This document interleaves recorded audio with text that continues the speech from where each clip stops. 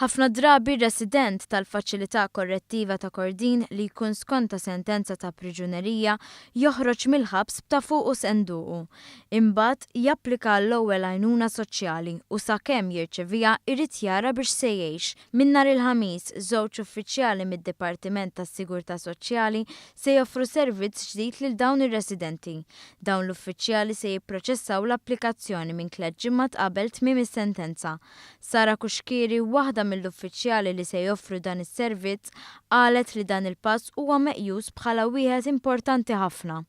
Meta joħorġu meta jitilqu l-faċilità ma jibdewx il-proċess li seta ġie maħsub qabel biex ma jkunx hemm ma jintilif żmien u anke il-persuna jekk ikollha diġà il-finanzi meħtieġa il-bażi, il-basic finance, hi tkun tista' iktar issibha faċli biex tintegra fis-soċjetà. Dan se jagħmilha iżjed faċli biex ir-residenti jintegraw lura fis-soċjetà u ma jerġgħux jaqgħu fil-vizzju.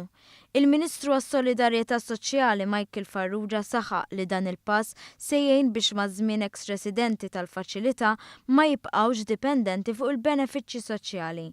Il-ħsieb wkoll li dan is-servizz ikun one-stop shop bilan li eventwalment jiġbor fih is-servizzi kollha li joffri d-Dipartiment tas-Sigurtà Soċjali.